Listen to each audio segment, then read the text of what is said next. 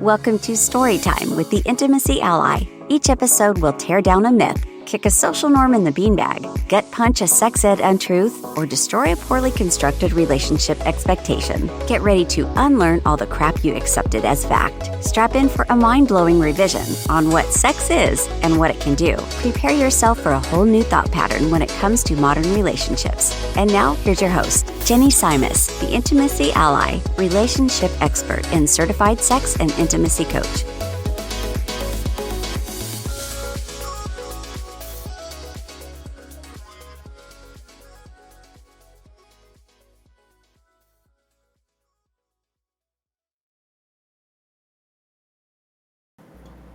Hello, my lovelies. We are back for story time with the Intimacy Ally, and today my guest is Lyndsey Murray. She is a certified sex therapist in Texas, and I want her to tell you guys a little bit about herself. We're going to be discussing the rape myth that is coming off of this Danny Masterson sentencing, this Scientology deep dive, and now we're getting more out into societal bullshit that we have all come up assuming is true. And the big one that we are tackling today is rape cannot happen in a relationship, which is utter disgusting bullshit. So, Lyndsey, please tell us about yourself. Yes. First of all, I'm glad to be here. Yay. It's always amazing talking to you. So yeah, my name is Lyndsey Murray, and I'm an LPC and certified sex therapist in Texas, and I own a private practice in the DFW area called Relationship Matters Therapy. And I also have a podcast called Sex Positivity Unfiltered, where we talk a lot about sex and what sex positivity means. And I feel like the topic we're going to get into today is very much aligned with that. There's a sex positive lens to a lot of things, and I think rape culture, especially rape within a relationship, is one of those things that we need to be talking about. Right. And just eradicate it. Yeah. Let's get Absolutely. the fuck out rid of it. Yeah. All right. So, just a little bit of backstory here. I was raped in a relationship. It happened to me when I was really new to understanding what dating was and, what expectations or sexpectations were when you're in a committed relationship. It was probably one of my first. And it happened really fast. And we didn't talk about it. He said, "Oh, shit, I think that you were just saying no, and oh God, I just did that." And it was yeah, you did. And we were so young, and there was a lot of alcoholism. There was a lot of, just not really understanding consent. Because, this was, 25 years ago. It wasn't really a topic that we ever talked about. And also when you thought of rape, it was always this very, I don't even know how to describe it. I guess this thing that happens in movies to people, and they get thrown in a trunk and taken somewhere and tied to a tree and all of that. That's it's not scary stranger. You're in the dark alley and you're right. it's not really like that. Right, exactly. So when it happens in that moment, it's really hard to distinguish, was this just me, not being in the mood versus did I really say no that many times and they did this anyway? So what brought me to wanting to talk about it now, because I've had all of this exposure to the Scientology aspect and the Danny Masterson case, was that one of his victims was his ex-girlfriend, Chrissy Bixler, and they were together for years. And at one point, he drugged her and raped her, and she called him on it the next morning, and he laughed. He said, "Huh, yeah, I did that." Oh my God. Yeah. It was a joke. oh, well, yeah, like, Like that's just fine. something to shrug off. Like, Yeah. what's the Like, big that's fine. deal? Yeah, I did that. That's fine. And when she went to her church, which we already know is like corrupt as fuck and like a cult, like, Yeah. it is known. But when she went to her church and she went to the ethics officer there and told them what happened, she said that they immediately shut her down and said, first of all, stop saying it's rape. You're in a relationship with him. You can't get raped. So immediate invalidation. Yes. Yeah. And then they told her how if she reported on him, she was, sentencing him to hell because he would be put back in the real world, blah, blah, blah, blah, blah.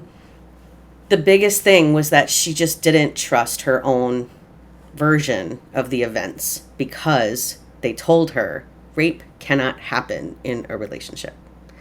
So now that you have those like back events that led me to wanting to explore this with like a mental health professional, I want to first talk about how like this is sexual violence. Rape is sexual violence. And then Yes. there is domestic violence, which we have all seen representations of. Maybe we saw it growing up. Maybe we heard about it growing up, what have you. And I wanted to ask you, like, why is it so easy for society to accept that that kind of violence is rampant and does occur within a romantic or a, partnered relationship? But rape is not a thing that can happen within those parameters. What are your thoughts? Oh, I have so many thoughts. There's so many complexities to it, and I can get long-winded. So That's fine. you Go interrupt for with it. any questions along the way. First of all, I know some of the, I guess, information and facts about the Danny Masterson case, and I know some things about Scientology. And we don't have But to like go too much into yeah, them, yeah, like no, particularly. Yeah. I'm glad you're bringing them up because I get more of like a natural. I get to experience my own natural reaction to like new information where I'm like, holy shit, I didn't know.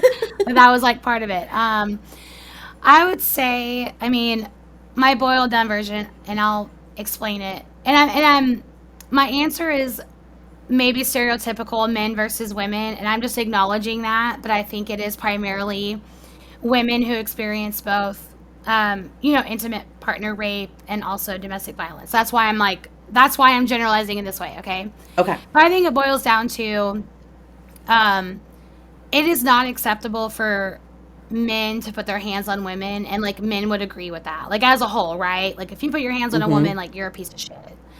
But it is okay for men to always want to have sex. And I think when you mention like a man's sexual drive being a problem, it's not that his libido is the issue, it's the rape that's the issue. But I think people, when they hear Right. this, it can't happen in a relationship. I think people's minds go to, well, what's wrong with having sex in your relationship? As opposed to like, well, what's wrong with hitting your partner in a relationship? That one's like a more obvious, you just would never do that. Obviously, you'd be in trouble. I think people don't understand that there is a big difference between sex and rape. I wouldn't even classify rape as sex. Like if someone, Oh, yeah. like let's say for example, someone's first sexual experience, or I'll just say sexual experience was rape. And they say, well, I first had sex, but it was, I didn't consent. Well, you didn't have sex, in my opinion, because there's not the consent there. And so I think in a relationship, there is this assumption that consent is always there because you're committed to Right. them. Like it's That's what blanket. it's a blanket. You're with me. The consent is always there. I should be allowed access to your body whenever I want because I enjoy sex. And I think people, like, when we talk about men being these perpetrators, I think there can be this very intense reaction because I think it's easy to feel shame. Like, what's wrong with wanting to have sex? And it's like, that's not what we're trying to say. We're not saying you're wrong Why for don't wanting to you have love sex. me? Why don't you want Yeah. to show me that you love me? Yes, and they will say I hear this a lot of times in my therapy practice with couples. I'll hear it, and it's not just men; it can be women too, or female partners. it'll be like, you know, sex is my need and you're not giving me my needs. And I always nip that in the bud right away. Sex with someone else is not a need, it's a want. You're allowed to want it. I'm never going to shame you for wanting it. If you want it every day, there's nothing wrong with you. But it's not a need that your partner has to like give you. If you need sex every day, go have sex with yourself. If your partner's not ready, go play with yourself, figure it out, come back and like respect your partner. So I really just think it boils down to consent and people not really understanding that consent is not always inherently given just because you're in a relationship. And also, last thing I'll add to this question is there is the issue of sexual coercion. And what I mean by sexual coercion, and I'm sure a lot of us have experienced this, your partner wants to have sex, you don't want to. They give you the cold shoulder, they pout, they mope, they make the passive aggressive statements, they make you feel like shit. Or they try to convince you. Yeah, they try to convince you. Like, yeah, they try to convince you, like, well, why don't you want to? Maybe if I just nudge, maybe if I just rub, maybe she'll get in the mood. Yeah, and if you loved me, like, you would do this for me. And they continue groping you, but they're not, like, they think, like, well, I didn't, like, push you to do anything. I'm just groping you. You know, there's just this icky, like, middle gray area just where love you to can explore your body. Oh, yeah. They say all this, which, like, is, like, such a turn on. Like, if you've already said no and they're doing that, I'm, like, immediately disgusted. Right. But then it's common for the partner to, like, I need you to get off my back, so fuck it, I'll just cave and we'll do it. I don't consider that to be consent either. And I think people get confused with that. Well, they didn't say, you know, they said no and then they changed their mind. It's like, they didn't change their mind. You did not leave them alone to, like, give them a fucking second, right? That's not the same as, like, me saying no and coming back later and going, you know what, I'm actually kind of in the mood now. Like, do you want to, it's not the same. Right. So and I think that it did condition me, like, after that experience, that, okay, if I don't want things to get to that level again, then maybe I should just roll over and take it, as it were, you know? And it's like, I hate that. I hate that you went to that. It's so, but, you the know. effects are long lasting. Yeah. The effects of that are long lasting. And what bothers me about it is, like, this idea that if you do that, like, if you ever have sex with that person again after that, oh, well, then you couldn't have been raped. Like, you wouldn't have stayed if that was what happened, right? Yeah. I hear it all the time. It's victim blaming. It's victim blaming. It's the same. This is me sharing my personal story. I was raped, like, almost 7 years ago now. And it was by a friend who I did used to have a consensual sexual relationship with. Like, I've always been honest about that. There was a point in time I willingly had sex with him because I wanted to. Right. And then that version of our relationship ended. We were friends. And then we went out one night. And I know he had to have drugged my drink. Because I woke up, don't remember anything. It's like the whole night is blacked out. I woke up with no clothes on. And he's there next to me naked. What? And so you already know something happened. I already knew. You can tell. Like, your body has signs. Like, you can tell. Yeah, I woke up and I just knew. And I was like, this is fucked up. But, you know, I even had an old friend of mine. And I say old friends because this ruined our friendship. Of course. She did not, like, really believe me. It was kind of like, well, you used to have a relationship with him and maybe you just had too much to drink. And I'm like, what the fuck? Why would you say that? Right. Like, that's not what happened. Like, don't do that to me, because that's not okay. So when you say that, like, people do think, like, if you've ever had a sexual relationship with them, or if you're in a relationship and they raped you and later on you have sex with them, that like erases the rape. And I'm like, it doesn't, though, because it's the complexity of being in a relationship. It's not easy to just, well, hey, you raped me, so I'm going to up and leave.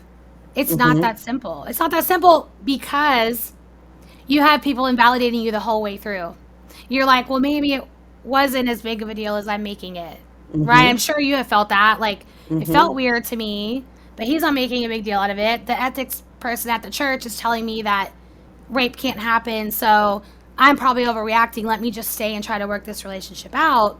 Right. And then you get out and you look back and you're like, holy shit. Right. Yeah. And like when we encourage people to leave relationships that do have domestic violence going on, or if it's just, I say just, but it can be even worse because it'll just make you cave in on yourself. But even if it's just like verbal and mental abuse going on, like we encourage people to leave those situations. We're like, oh yeah, pack up your truck, da da da da. And then they're like, I can't. Like, you're financially tied to this person. You have kids with this person. You have nowhere else to go. Like, And your they, entire life would cave in if you leave this yeah. situation. And they also mentally break you down. Hmm. I think the statistic with like domestic violence, victims of domestic violence, they leave and come back, I think like 5 or 6 times before they leave for good, if they even get the chance to leave. And I hate to say that, but some of them do get killed by their Hmm. partner when they come Right. back. And so it just goes to show you, if it was easy to leave, we would not have that statistic. There would be no five Right. or six times. It would be a one and done. It's just not that way. And it is a mental breakdown, and it's the same with rape. Right. Because I'm sure you understand this feeling, but it doesn't make you feel good about yourself. There's a lot of shame in it, especially when Hmm. you've got people invalidating you. And if your partner is raping you, they can't be very nice to you on outside of No. that. And so you're not in this confident place to be like, I'm going to leave and be on my own or find something better. Usually you're in a place of like, maybe this is as good as it gets. Right. It's And hard. when you have all of that victim shaming going on, like you do start to like look inward, like, oh, what did I do to deserve this? Or what did I do to bring this on? Yeah. And when your friends and close family or whatever are invalidating your side of it, it just makes it that much easier to buy into whatever this person who's taking advantage of you is saying to you. Yeah. Yep. And I'm going off a little bit here, but it relates to something you just said, like that internalized victim shaming. What did I do to bring this on? Maybe I'm doing something. Which, by the way, note to everybody listening, if you're in an abusive relationship, you're doing nothing wrong. Nothing you're doing constitutes abuse, okay? Right. So that's number one. Because I think abuse victims always question, like, what could I be doing better? And I'm like, literally nothing. If you're with an abusive Right. partner, they're the ones that need to change that. So, but what I was going to say is like, kind of questioning, like, what did I do? I'm going off a little bit to maybe less relationship, but that question of, well, what were you wearing? Hmm. If you're right, It's always, how are you the dancing? What were how, you yeah. drinking? What Did were you you have too much to saying? did you have too much to drink? Were you flirting with Were you them? Were you? flirting? How dare Yeah, you? which flirting doesn't mean I want to fuck you right Right. this second. Yeah, it doesn't mean I want to do that. So what I was gonna say is like the female, or like kind of like the sexual liberation movement, where I think like back in like 60s and 70s when women were kind of given this societal permission to be more promiscuous, and it's acceptable to be a sexual being, like Burn your bra. not only Hmm. men enjoy sex like we do too. I think while all that is great, that's where I love to see us headed. There's also this downfall of when women are out here like being authentic as hell and wearing what they want and like being sexual like they want to. The unfortunate part is, I think like the patriarchy and men took it as a sign of like, that means they're always consenting. Like, you wearing that means you You want me to always go. want me to fuck you. Yeah, you Yes. want me to go up to you and do this. That's clearly what you mean. And so, going back to this like issue of consent, it's Hmm. not everything women do is not for men.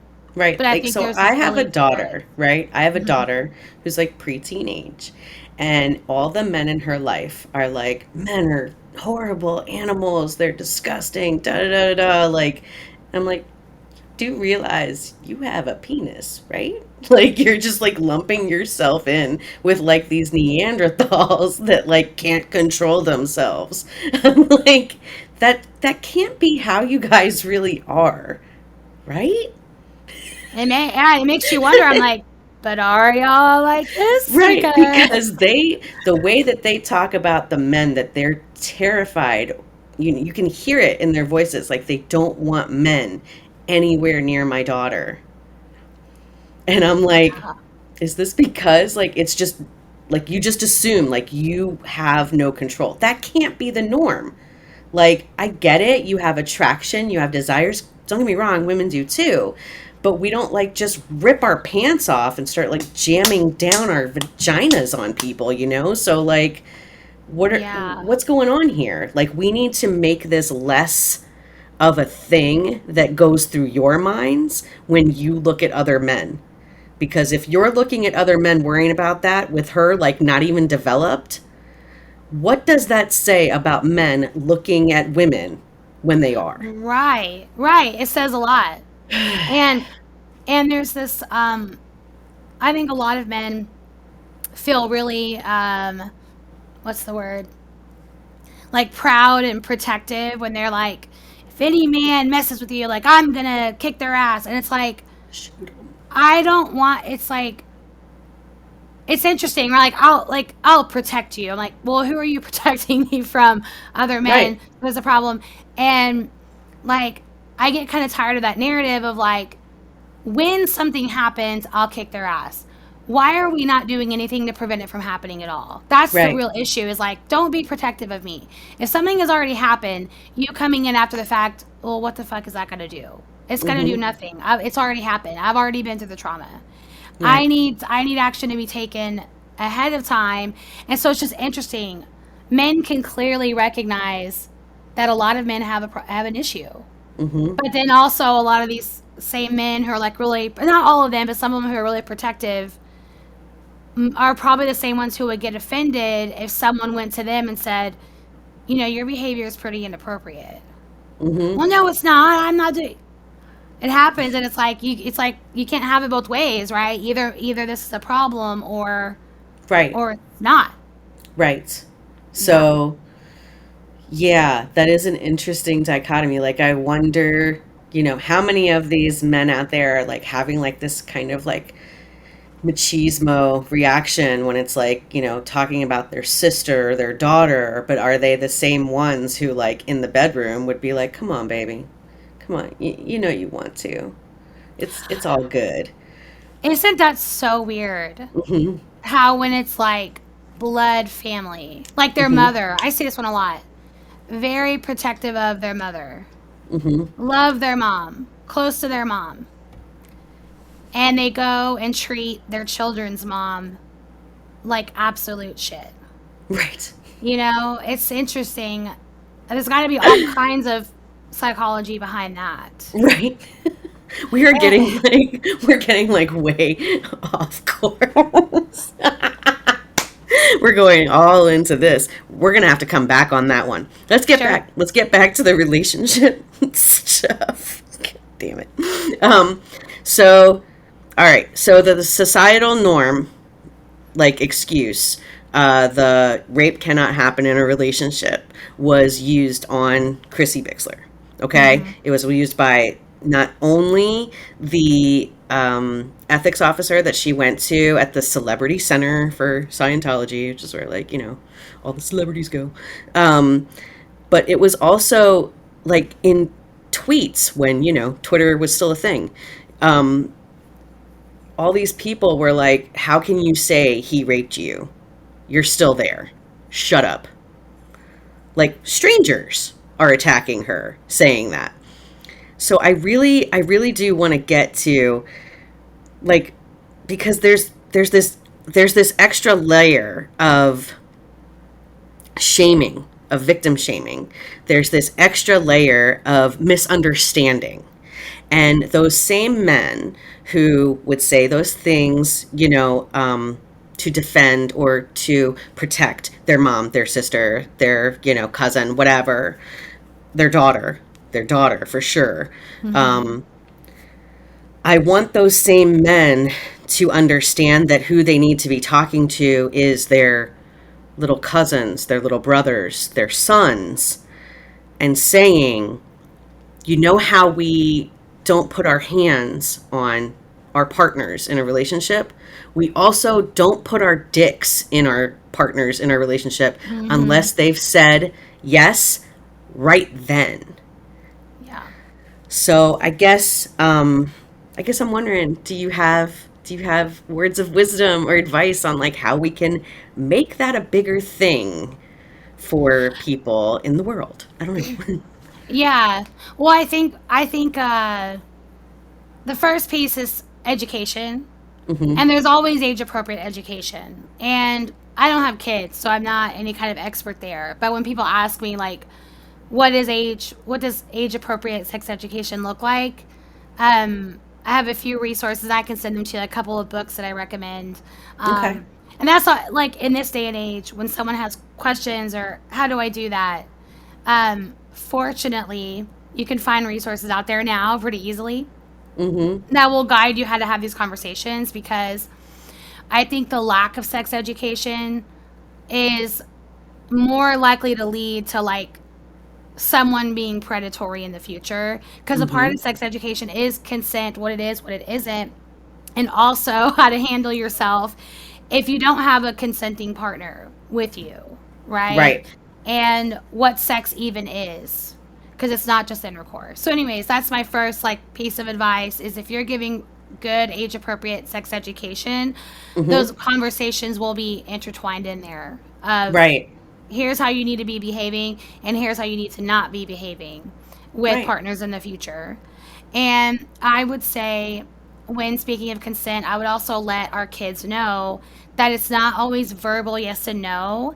You need to be able to read some body language, because Hmm. if someone feels let's say you have a partner and maybe they do have a history of sexual trauma, and maybe you don't know that, right? Let's say you don't know that, but let's say they have a history of sexual trauma, and let's say you initiate sex and you try something and they like kind of freeze up, like maybe they're having a trauma response, they're kind of frozen and they're Hmm. not saying anything.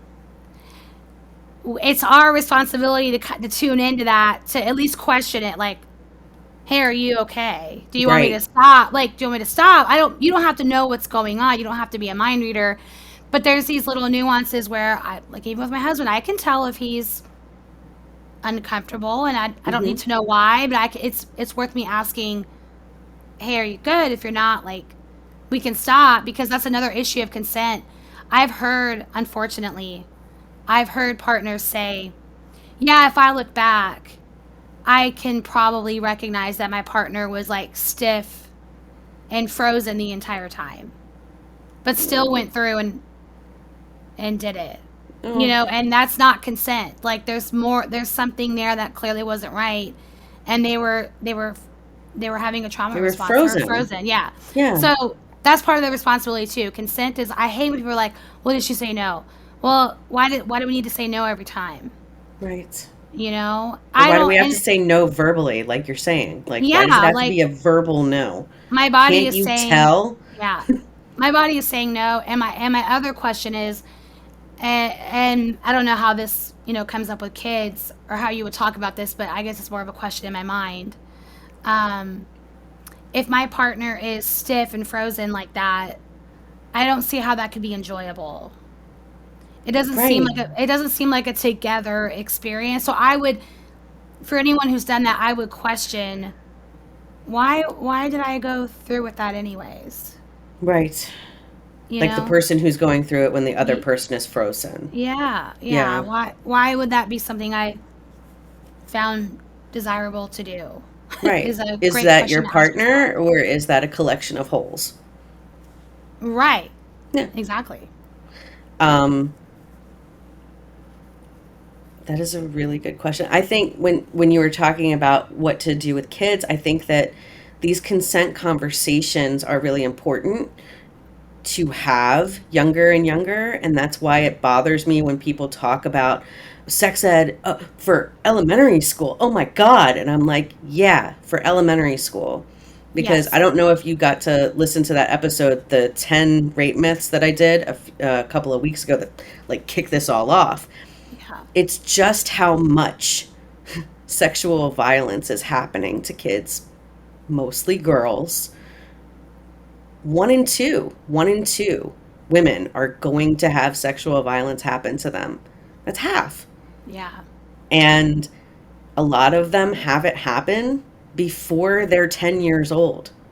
So you're telling me that we shouldn't warn people about how they should not let people take away their body autonomy or prepare them for that someone might try that because they're little humans. It's like, okay, yeah, they're still worthy of being able to protect their own bodies. So I think that the consent is a big thing. And also this whole fucking, oh, he chases you because he likes you. Oh, he hits you because he likes you. Bullshit. That still is, it's rhetoric. It's rhetoric. It like gets taught on playgrounds every fucking day. Yeah. And it's such a dangerous setup for any kind of relationship violence. It's like he hits me because he likes me, gets programmed into these little minds so young. And then later that's going to come up like he does these things against my will because he likes me. What the fuck? Yeah, because it's like he wants to be with me that bad. Mm-hmm. So he must really like me. It gets deeply ingrained. Right. And the odd thing is, like, going from an attachment lens, this is so weird, but like women can honestly initially be like turned on by a disrespectful man. Like a man's disrespecting her, and it's like, oh, I kind of like it, and it's like, what the hell? Like, oh yeah, why is this happening? It happens. No, I know. Yeah, it's crazy. I think I was 17, and one of my good friends was like, you know, Jenny, you could walk into a room with like 100 nice guys and you could find the one asshole in there. And you're like, that's the one. He's it. I'm in love. that was me. That was me for a long time, for sure. Right? And so it's like crazy because like I grew up with an abusive father, and and it's just so funny how that works out. It's like I would never be with anyone like him. And then you like, that's all you go for. Our men who Right. are like, Right. oh, it's See, and I wild. didn't. I had an excellent example. My parents had both been married before to other people. They married each other. Totally in sync. Dancing in the kitchen. You know, one's playing piano while the other one's doing dishes. Like some movie shit, right? Yeah. But I got mishandled or mistreated by boys in the neighborhood starting very young. And then that imprinting started very, very early of stay safe by just giving in. And people who like you or who are interested in you are going to be mean to you. Yeah. Yeah. It took a long time and a lot of therapy and like self-help to like unlearn those lessons. And I just want to help other people not have to do that for half their lives. Unlearning is harder than learning. Right. Legitimately. It takes longer. It's harder to combat. Something you just said, saying yes to stay safe is another reason why intimate partner rape happens, especially if there's a combination of physical and sexual violence. And the constant beating down of mental. Yes. Oh my God. Yeah, you'll do it just to stay safe. Going back to like the talks with kids, I think you're totally right. The sex education needs to start way earlier. And I have people who will always argue with me. They're like, that's too young. It's just way too young. And I'm like, I'm not teaching a 5-year-old how to use a dildo. Okay, Right. That's not what I'm saying. I don't want to show like my pure romance fucking haul to a 5-year-old. Yeah, No. that's not what I'm saying. But these talks need to be happening because kids are very literal. And I have a kind of a funny story, but kind of not funny story to share of like what I mean by they're literal. And so like I think a lot of parents will think telling their kids, hey, if anyone touches you inappropriately, or if you ever like if an adult ever showed was like ever naked in front of you or something like that, that would be Right. inappropriate. You come tell me.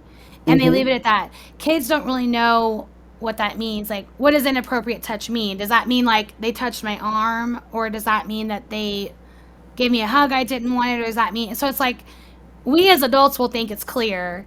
And Right. kids don't think it's clear. And the story I have to share for you, speaking of like adults being naked, um, a friend of mine has a daughter and is no longer with the father. Like I think Mm-hmm. she might be married to her new partner now, but back when they were dating, and her daughter kind of had that message like, if any adult is ever inappropriate with you, you come let me know. Well, her daughter goes to her one day and she's like, I saw your boyfriend naked, and she was like, oh my god, what? Like immediate freak out, like, what do you mean? Like what happened? What happened? The daughter was talking about his armpit because What? he was wearing like a wife beater shirt at home, and he like lifted his arm, and she saw his armpit, and that's what she meant by like I saw him I saw naked, it the armpit. naked. Oh Yeah, my and it's like, God. yeah, if we would clarify what we're talking about with kids, they would That would know probably seeing an help. armpit is probably fine, right? So Right. I Right. always think of that story because, whew, talk about freak Right. out, and you Yeah. learn nothing really happened, but yeah. Right. But yeah, I think Hmm. that's a really good one. It's a really good one because I would freak out too. Oh my God.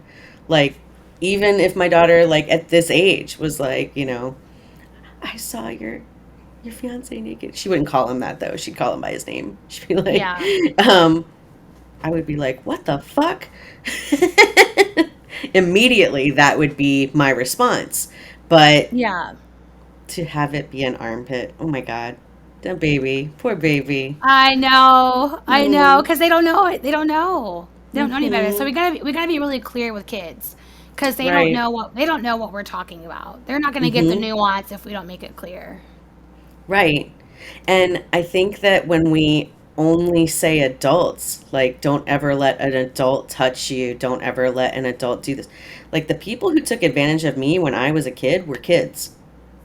I don't know Yeah, where they learned it. I don't know who modeled that behavior for them, but they were kids, you know?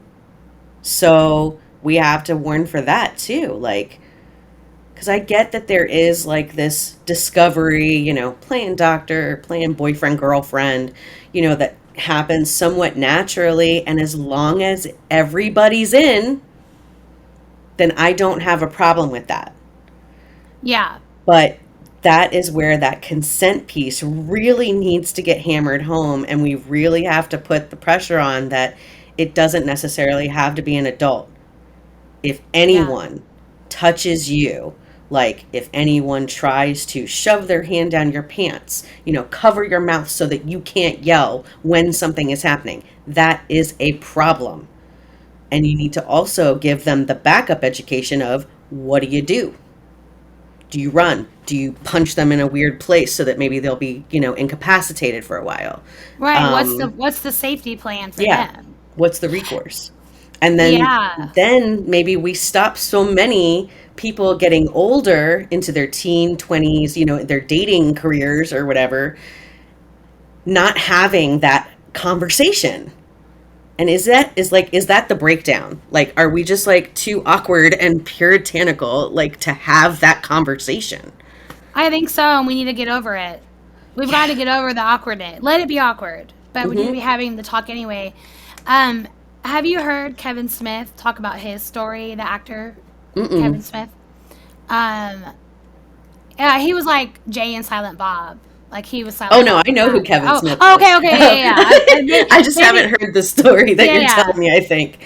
Yeah, I've seen So you everything don't, from yeah, him from like okay. Clerks when I was like 19. Yeah. So you don't need the clarification. Right. But no, he has a YouTube video that I would recommend. But he was in, I think, rehab for a while, and of course he got like a lot of trauma therapy there. And in his YouTube video, he shares that like he was telling his therapist pretty nonchalantly that when he was a kid, this older kid, it was like he might have been like 8 and this other kid was a teenager, so older. Like pretty much convinced him and another child who was around his age to be sexual with each other in front of the teenager so the teenager could watch. But he didn't consent to it. The teenager was like, this is what kids do, and here's what I need you to do. And they complied because there's like a power dynamic. This kid's older than us. He's telling us, right?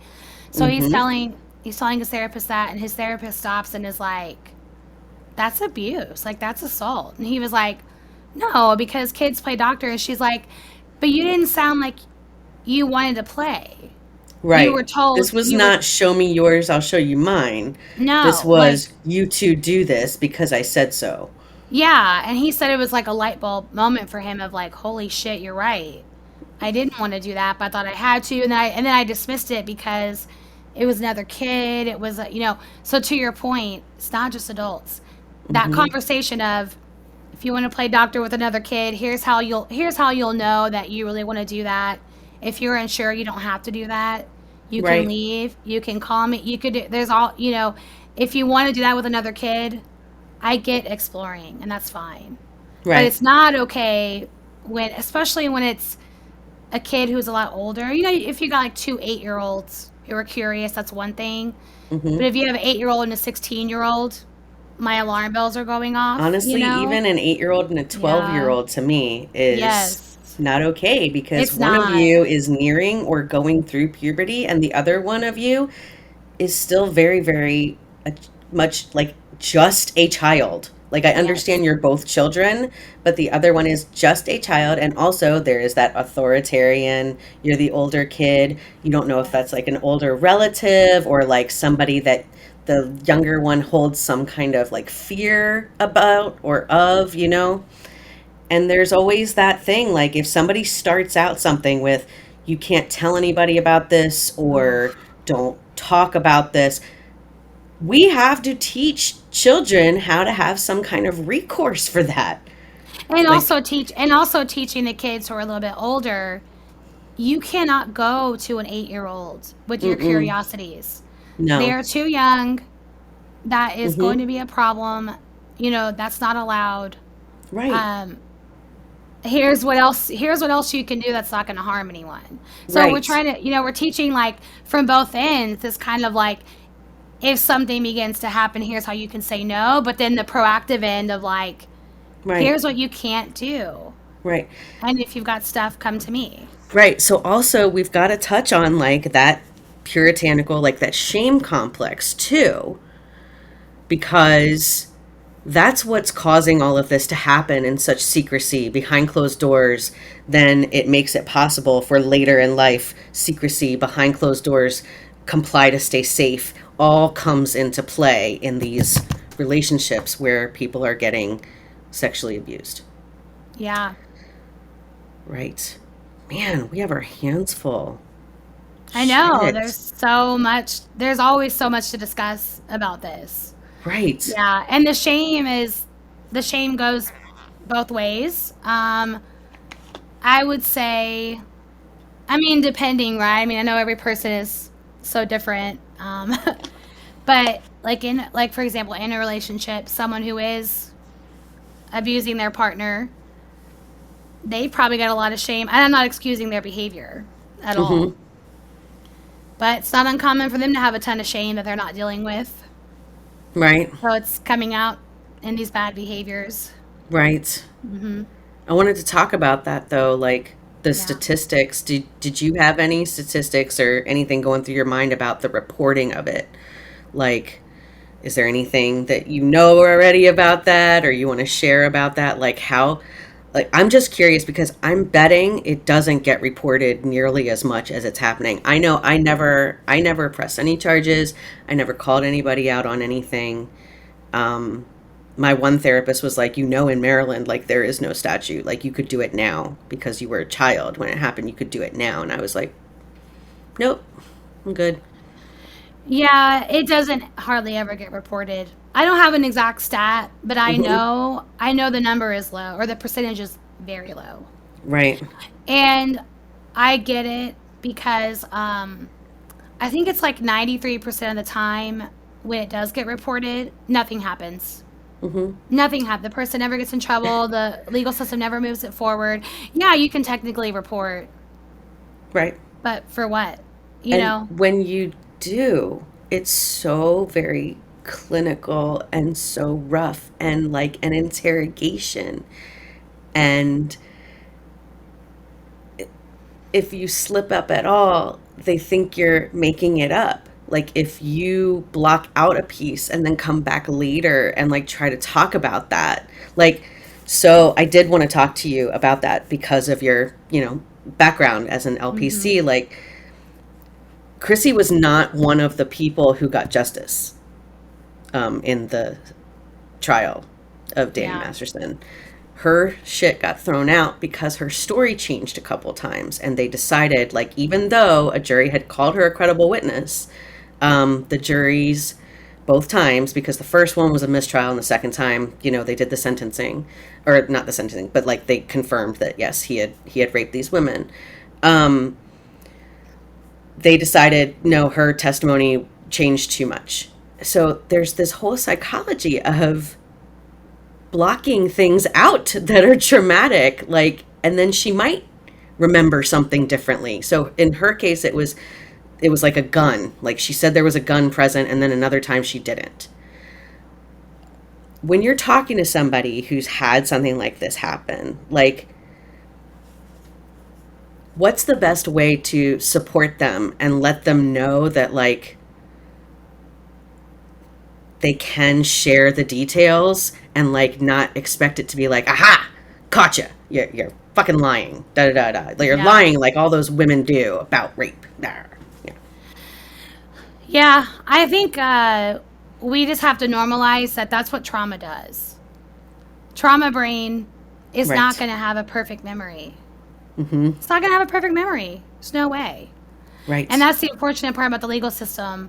Not trauma informed at all. They really think victims just, oh, well, they said this story and now like these two details changed, so they must be lying. And it's just like, holy shit, have you never been through any trauma ever? Like, why can you not see that the details are not going to always be clear? Right. Because in those moments of trauma, your brain is trying to survive. You probably dissociate a little bit, maybe, right? And so Right. when you come out of a dissociative state, are you really going to remember everything clearly? No way. So I wish the legal system was a lot more trauma informed. And so if you have, someone close to you that has had something happen, some of the details change, don't question it. Don't go to the assumption of like something is weird there. Well, that's You not can what you say- said last time. Yeah, you can safely assume this is trauma brain, and they are processing and they're healing. Right. And they're doing it in a society that's pretty unkind, especially to victims of rape. And have you ever seen this documentary called Victim Suspect? Mm-mm. It, write that down. yeah, it's really good. I'm bringing it up because it's about women who reported a rape and were then arrested for falsely reporting. And then a journalist looks into it later because like this journalist like notices this trend. She's like, why are all these cases popping up of like false reporting? So she goes through a lot of these cases and finds out that they weren't false reporting. They weren't. The police were lying to them. The police were like giving them false details to make them cave so they wouldn't have to process a rape case. They didn't want to do the work. What? So like one of the cases that I will always remember, this woman reported a rape, and it was by like a stranger. It was like her and her friends were at a bar. They met these guys there, and they thought the guys were cool. And then the guys like dragged her in their car, raped her in the car, and just shoved her out of the car, and like that was it. Like awful, just absolutely like awful traumatic story. She goes to report it, and the police tell her, well, we have a security camera footage of you like willingly going in the car with him and kissing him outside the bar and all this stuff. And she's like, I don't remember any of that. And they're like, we have the video. We have it. So what do you have to say about that? And so, of course, she's being gaslighted. And she's like, I mean, if you have video, I guess I did that. But that's not how I remember it. And, like, I don't think I had that much to drink. And they were like, because of this video footage, we're arresting you for false reporting. She goes to jail and everything. What? Turns out later, there was never a video. Even the cop who was interrogating her, he was like, "Oh yeah, we never had a video. We call it a ruse, so we can get the truth from them." What? Yeah. So even when like there's all these like, look at all these women false reporting, they're not false reporting. The police don't want to process the cases. I think the true statistic, the true like actual false reporting is like 0.02%. Right. It's like super, super rare. So when someone's like, she's lying. Right. Why do we always assume they're lying?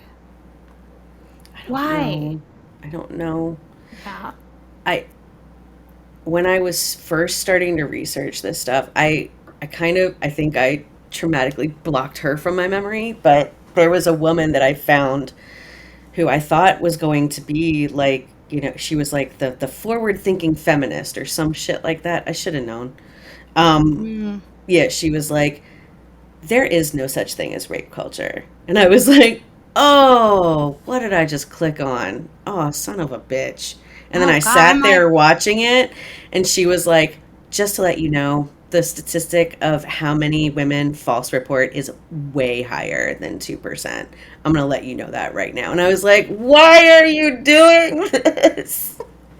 I have to find her again so I can put some like hate on her fucking YouTube. I was like, bitch, why? I see those messages are so dangerous. That's exactly what keeps us in ultra conservative, right wing. Oh, so like a cardigan, you know. Yeah. God damn it. Nope. God damn it. Nope. I was so upset. Hate it. I hate it. She's a mental health professional, I'm pretty sure. Wow. Yeah. I have to find her. I'll find it. Yes, I'm going to write it down. Find God. This quote-unquote feminist. Wow. Yeah, it was something like that. I have to find it. I don't want... Hopefully that's not somebody's real thing. Sorry. I can't remember the name right now, but I'm going to find it. I put in quotes, feminist. YouTube, cardigan. There we go. Oh, for heaven's sake. I know that there was some other stuff that I wanted to cover with you. But I feel like we have kind of like organically hit like the things that I wanted to talk about. Really, you know, moving forward is where I'm at. Like, how do we, like, what would you like people to know who have suffered from this type of sexual violence? What would you like them to know overall? I would want them to know that it's not their fault and they didn't deserve it. It doesn't matter. Kind of like I said earlier, it does not matter what you've ever done in your relationship. You don't deserve to be abused. Right. And my second piece of advice would be, to get out if you can. I understand if you can't, because there are constraints to getting out. If you can get out, get out. And confide in the people who you know you can trust, because our support systems are weird. We can have people in our life, but they're not for every conversation. If there's someone who you think is not going to react well or isn't going to support you, don't even risk talking to them about it. Don't even risk it, because the more you have to hear victim shaming, the more beat down you're going to get. So try to find those people where you're like, I know if I go and tell them this, they're going to have my back 100%. Those are the people you need in your life that are going to get you through it. And you know, it doesn't have to be this way forever. Right. You can get out, you can heal, you can, I would say, like, set boundaries with your partner, but unfortunately, if you have an unsafe partner, you can't always set boundaries with them because you risk your safety. So, just, you know, get out when you can, confide in the right people. Right. That was what I was going to say was, like, start that go bag. Start the go bag. Start squirreling money away in little spots, and this is just as dangerous as physical violence. Yes. Even if, like, in the rape itself, it's not like one where they're like tearing you open or ripping your hair out or throttling you or anything. Even if it is simply, you know, penetration against your will, or just making you engage in a sexual act that you want no part of, okay? It's still dangerous, and it is still a sign that this person does not respect you enough to understand you don't want to be a part of this. So it is dangerous. It can escalate. I want you to start squirreling that money away. I want you to have that go bag. I want you to start, like you said, with that trusted support system. Because I'll tell you right now, like, and I wasn't stuck. Like, I wasn't stuck in the relationship where I had that happening. I was very young. I still lived at home. Like, I just didn't have to see that person anymore. We weren't living together, you know? Yeah. Like, but I told my best friend at the time, and she was like, "You're just being dramatic." Like, that was like the instant Uh, answer. Stop being dramatic. You're so fucking dramatic. And don't get me wrong, like, I was a theater major, and I am fucking dramatic. I am absolutely dramatic. I'm like, the world is out to get me. Like, if my coffee isn't right or something sometimes. Sometimes. But on that tip, I was sharing something that scared the shit out of me, and that was the response. yeah, So, and yeah. that's what keeps you in these kind of situations because you're like Oh, fuck. I they're guess I my they're blew it out my of proportion. yeah, they're my best friend. They wouldn't say that if Right. it wasn't true. I mean, it's just it's so hard. So that's another And thing that's too. the Is other thing you got to know hmm is, like, sometimes when I think you said this about what happened with you, is like sometimes you have a friend group that is common with the person who has committed a sexually violent act against you. And so you don't know, like, what their thought model is here. They might have more loyalty to the person that did this to you than they do to you. yeah, So and they're if like, I you gotta protect my friend from this bitch lying. yeah, and if you have friends like that, like let's say these are trusted friends, and they basically tell you that they don't believe you. Right. Get comfortable with losing friends because Mm-hmm. fuck them. You don't need them. I mean, it honestly for me, it is that simple. Fuck Right. you. I don't need you. I do not want a friend who's going to tell me that they don't believe me. Right. So if that's how you want to be, we won't be friends then. And I'm not saying it's easy. It sucks to lose friends. Mm-hmm.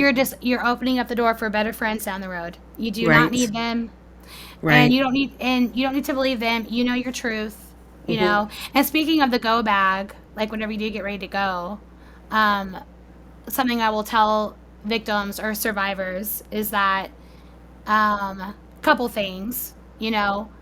Don't wait for something else to happen before you leave. I've heard that before. Like, things are kind of okay right now. Maybe I'll be fine. I'm like, when things feel okay is actually the perfect time to get out. Right. Because, like, if things are really not okay, you risk them being even more violent as you're trying to leave. Sometimes that's like the most dangerous time is when you do leave. So that's really scary. And then remember, too, that you don't need a lot of stuff to leave. And I hate to even say that, but what I mean is like if you've got furniture and like a ton of clothes and all these things that you want, but you don't have a way to like secretly get them out of the house, leave it. They're just things. They're just saying take what you Mm-hmm. need. Your life is more important.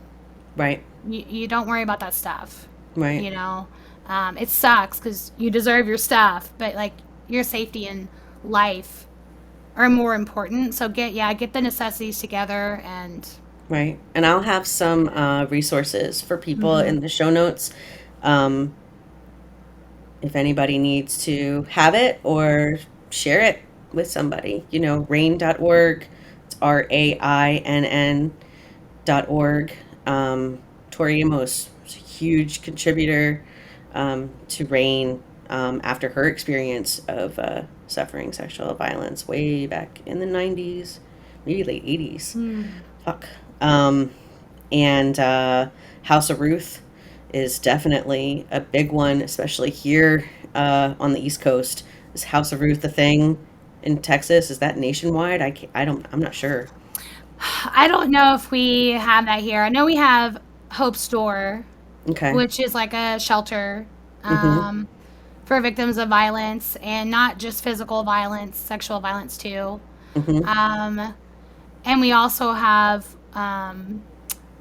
I know the organization I went to for therapy, for free therapy as a victim, was called Turning Point here in Okay. Plano, Texas. So I know there's like a few of those where you can get free services. And if you do report, like I know for me, I did report mine. Terrifying experience, by the way, because I felt like rushed Mm-hmm. to it was actually the odd thing is it wasn't even the police that scared me, it was the nurse. It was I the was going to nurse. bring that up. Like, that many people, well, not many, like, I don't know many, but people Yeah, I've talked to who have gone through that process say it was like getting raped all over again, it doing like the is. collection. Yeah, it Yeah. is. And it was terrifying for me because I feel like the police handled it really well. Luckily, in Okay. my case, I feel like they were very nice and kind, and the doctor was kind too. But the nurse who did the like the rape kit was very like harsh and abrasive, and I remember being very scared to report because like when you're there reporting, all you're thinking is like he's gonna know that I'm here telling on him, and he knows Mm-hmm. where I live, he knows what car I drive. I mean, is he going to retaliate against me once he hears about this? So you're like on edge. And the nurse, I remember the nurse was like, I'd already told my story to the police, and the nurse came in and was like, I need you to retell it to me. Which, again, I'm like, why were you not just here when I told the police? I don't understand. So I had to tell it again. And I started Mm-hmm. telling it, and she's like, what's his name? And I said, well, what if I'm not ready to give his name? Like, I'm a little scared to get, like, I want to be here to like get the kit done, but like, I'm pretty terrified. And Right. she was like, well, we can't process this unless you give us all the details. What? Said it just like that. She was like, if you don't tell us his name and all this stuff, we can't get a police report number, and your case will just kind of like shelve it for like this long maximum until you're ready to come back and give us his name. So you can tell us now or you can tell us later. I mean, it was just, she was so like Whoa. matter of fact. And so I'm there shaking, like blood pressure through the roof. And I'm Aw. like, okay, well, I guess I'll give you his name. And it was just awful, awful experience. The Were you nurse of all alone? things. No, thank God. Okay. I had two friends that were there with me. And that's what I mean by Okay. support system. Like these are two people where I was like, I know I don't have to justify shit to them. Right. I can tell them what happens. They're going to be here immediately, and they were. They were Mm-hmm. there immediately. And so yeah, you get all that done. I forgot where I was going with this is I know when I reported, there was a victims advocate there as well who gave me all Mm-hmm. the information about like here's where you can go for free services and therapy, and um, here's like a legal contact, you know, if you need that. So it was the victim advocate was also very nice, Okay. very very Just nice. the nurse, huh? Just the nurse. I couldn't. Hmm. I thought she would be like the most sympathetic, but Right. she ended up being the least empathetic. It was Maybe very she weird. had like a rough overnight. Maybe. Yeah.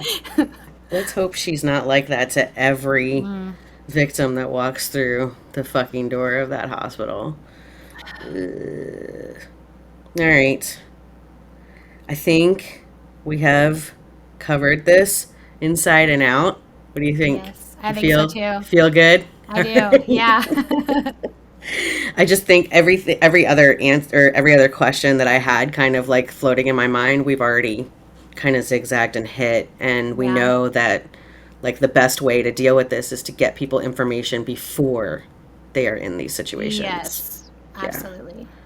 And we got to do that with improved consent training and improved sex ed and earlier, and stop making it be weird. Like, it's not weird. We need to talk about these things.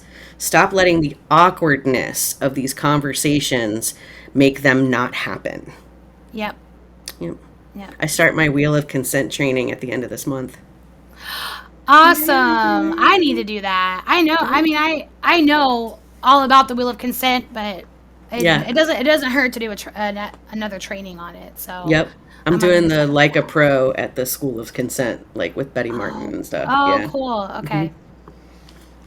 So that'll be interesting. And then you learn all, like, the I'm sorry, you've seen the wheel of consent, but like the Yeah, and like shadow the shadow sides side and that's and your so cool. motivations and all of that. Yeah. So they offer it online now. They didn't used to. Yes, you Ooh, used to have okay. to wait till they came to your city, but now it's online for like 8 weeks. Okay. But that's a story for another time. Well, I want to thank you so much for coming on today and sharing your expertise Of course. and your story. I appreciate so much that you shared your story Same to because you. I think that that's really an important part of how we nip this in the bud as well, is that we talk about it. We don't Yeah. just pretend like it's not happening. Those of us who have the voice, who feel safe enough, we need to talk about it so that those who don't feel safe right now feel a little more boosted, like, oh shit, like other women are saying this happened. Oh, fuck yeah, I can talk about it too. Yeah.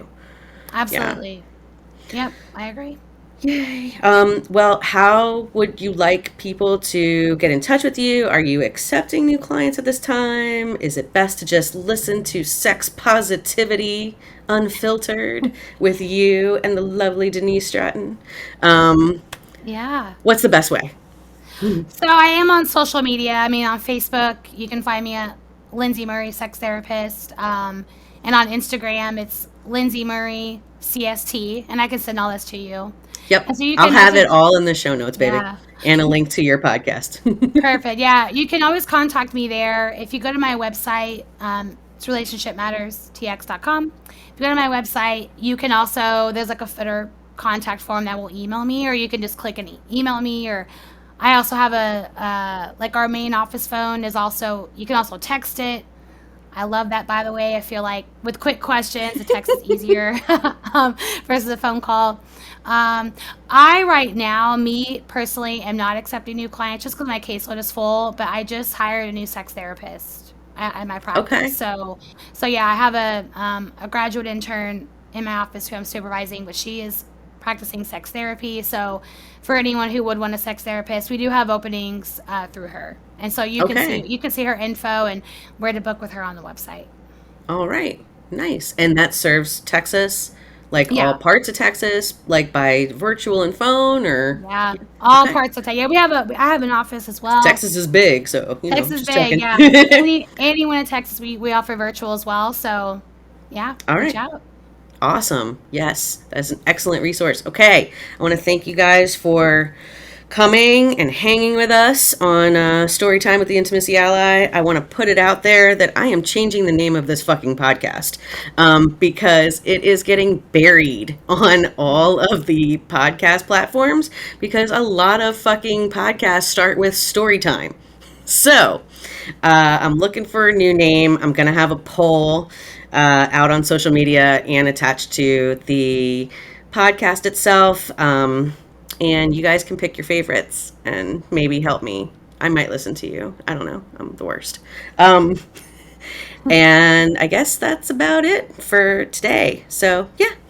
Hope you enjoyed. And next time we will be covering a little bit more of getting out of relationship persecution, sexual oppression that happens in religious situations, like that sort of thing. Yep. All right. We're going to tune out. And I have no idea how to end this without like just totally fucking hanging up on you. So that's going to happen.